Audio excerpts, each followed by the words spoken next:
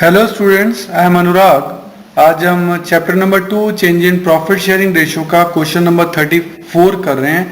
और आज हम इसको अजम्पशन जो ले रहे हैं वो है when revised values are not to be recorded in balance sheet.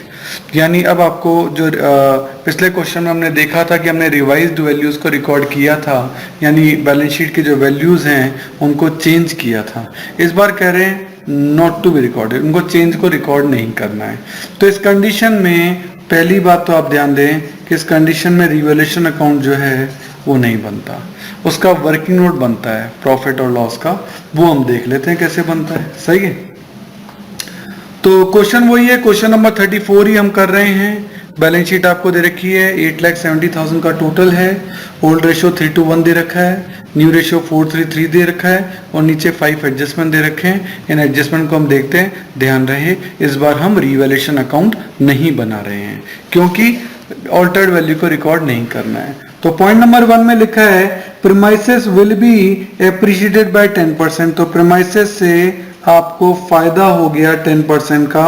3 lakh का 10% कितना हो गया? 30,000। स्टॉक भी आपका एप्रिशिएट हो गया, 10,000 से आपको फायदा हो गया 10,000 का।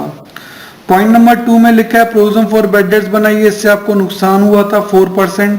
2,50,000 के आपके डेटर थे, डेटर पे 4% प्रोविजन बनाया, दैट इज 10,000। ये 10,000 का क्या हो गया? लॉस हो गया। क्रेडिटर भी कम हो गए, क्रेडिटर कम होना आपके लिए फायदा हो गया, 15,000 का आपको फायदा हो गया। पॉइंट नंबर 4 में लिखा है machinery will be depreciated by 10%।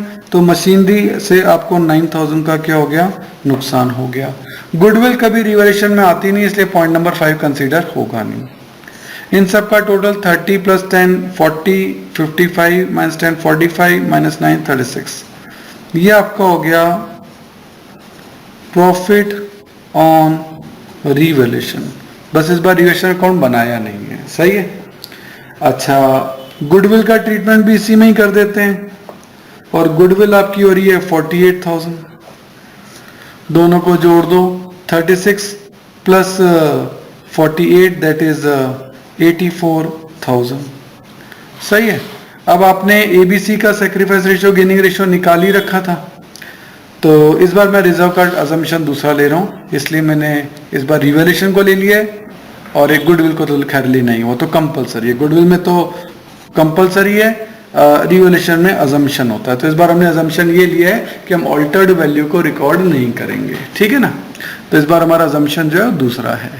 अच्छा, सैक्रिफाइस रेशियो गेनिंग रेशियो तो आपने निकाल ही लिए थे, तो हम इससे मल्टीप्लाई करें ए, बी और सी।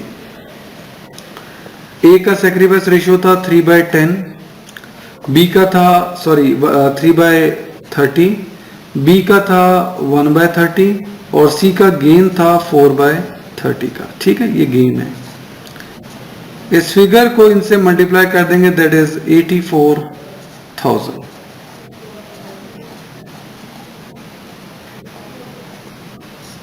ये 3 कैलकुलेशन है जो आप देख रहे हैं। सही है। अब इनको कैसे करना है वो देखते हैं। तो हमने इनकी कैलकुलेशन सॉल्व करके देखी। ए लूजर है, सेक्रीफाइस है, और बी भी सेक्रीफाइस कर रहा है और सी गेन कर रहा है। तो जो गेन कर रहा है वो क्या होगा? गेनर, डेबिट होगा। तो डेबिट द गेनर, तो ये तो हो जाएगा सी तो डेबिट, और ए और बी क्या हो जाएंगे? क्रेडिट। वो हमने अमाउंट निकाल लिया है, तो उसकी एंट्री अपन बना देते हैं। एंट्री बनेगी C's capital account debit to A's capital account to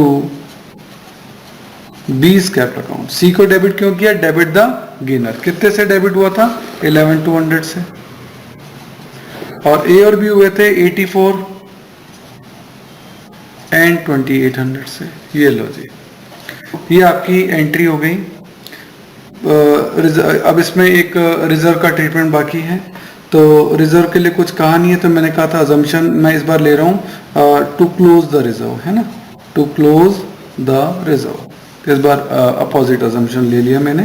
तो रिजर्व हमारी लायबिलिटी है, लायबिलिटी को हम क्लोज करना चाहते हैं, और लायबिलिटी का बैलेंस तो क्रेडिट होता है, उसको क्लोज करने के लिए क्या करना पड़ेगा? डेबिट। तो एंट्री बनेगी general reserve account debit to. तीनों पार्टनर्स को ओल्ड रेशियो में बांट दिया जाएगा, to A's capital, to B's capital account, to C's capital account. General में कितने रुपए हैं लाइब्रेरी में देखो 1,20,000। कौन से रेशियो में बांटने हैं? Old ratio. ओल्ड रेशियो क्या है? 3:1 का। तो इसको हम बांटेंगे 60, 40 एंड 20, 3:1। सही है, इस रेशियो में अपन ने जो है बांट दिया।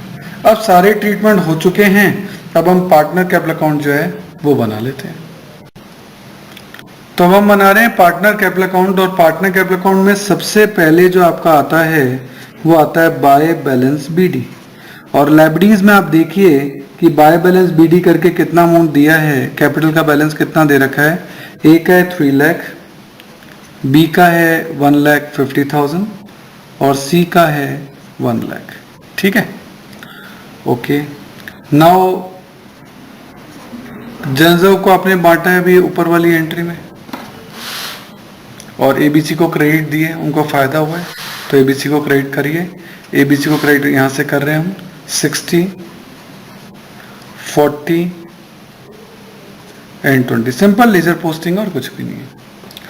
फिर हमने एक एडजस्टमेंट एंट्री की थी रिवैल्यूएशन और गुडविल के लिए। ए और बी को क्रेडिट किया था 8428, तो हम यहां लिखेंगे बाय सीज कैपिटल, ए और बी को क्रेडिट कर देंगे 84 एंड 28। और इसी एंट्री में हमने सी को डेबिट भी किया था, तो सी की डेबिट साइड में हमें लिखना पड़ेगा to A's capital, to B's capital, 8400 and 2800। एक तरह से कॉन्ट्रा एंट्री हो गई। ए और बी को क्रेडिट किया और सी को क्या कर दिया? डेबिट कर दिया। ठीक है ना। तो इस एंट्री से रिवैल्यूएशन और गुडविल इसमें आ गए, इस एंट्री से जनरल आ गया, और कोई ट्रीटमेंट था नहीं, तो अब क्रेडिट साइड का टोल करेंगे, उसमें से डेबिट साइड को लेस करेंगे, तो यहाँ क्या निकल जाएगा? टू बैलेंस सीडी, और यहाँ बैलेंस जो है ना वो निकाल देंगे। क्या निकालते हैं देखिए। तो हमने क्रेडिट साइड का टोल किया 3 लाख प्लस 60, 360 प्लस 8, 368 400, 150 प्लस 40 190, 192 800, और 1 लाख प्लस 20 120, 120 में से 8 और 2 10, 11,200 चले गए, तो ये बचा 1,08,800। ये हमारी क्या बन गई? Partner capital account. ये बैलेंस शीट ही निकाल दी, जो कि अब नई बैलेंस शीट में जो है ना ये अपीयर होंगे। ठीक है, तो अब नई बैलेंस शीट बनाते हैं, देखें कैसे। तो balance sheet of new form बना रहे हैं, लायबिलिटी उसका अमाउंट, एसेट्स और उसका अमाउंट, और पुरानी वाली बैलेंस शीट को देखते हुए बनाएंगे। सबसे पहले तो मैं आपको ये बता दूं, इसमें हमने रिवैल्यूएशन नहीं बनाया है, उसका वर्किंग नोट बनाया है। इसका मतलब हमने किसी भी एसेट्स को डेबिट या क्रेडिट नहीं किया। इसका मतलब एसेट्स और लायबिलिटीज की वैल्यू में कोई चेंज नहीं होगा। तो क्योंकि हमने रिवैल्यूएशन अकाउंट नहीं बनाया है, इसलिए एसेट्स एंड लायबिलिटीज में कोई चेंज नहीं होगा। एज इट इज लिखें, premises 3 lakh, machinery 1,80,000, stock 1,20,000, debtor हमने किसी में कोई चेंज नहीं किया है 2,50,000, और बैंक 20,000। तो जब हमने किसी में चेंज किया ही नहीं है, तो अब वैसे टोटल भी वही आना चाहिए, टोटल वही क्वेश्चन वाला 8,70,000। नाउ सन्ड्री क्रेडिटर्स कोई चेंज नहीं 2 लाख। जनरल को इस बार हमने क्लोज कर दिया है ना 1,20,000।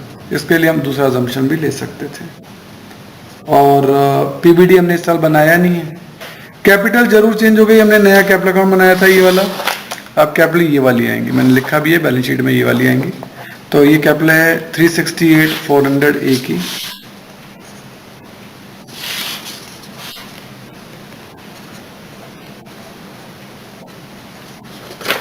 बी की है 192,800 जो नए कैपिटल अकाउंट से आ रही है, और सी की है 1,08,800।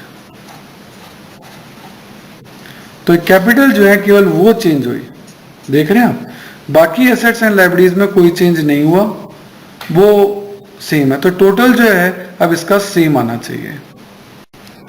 अच्छा एक बात, जनरल का अकाउंट जो अपन क्लोज कर चुके थे डेबिट करके, इसलिए जनरल अब इसमें नहीं आ सकता है ना, क्योंकि अपने यहाँ जनरल को डेबिट करके क्लोज कर दिया था।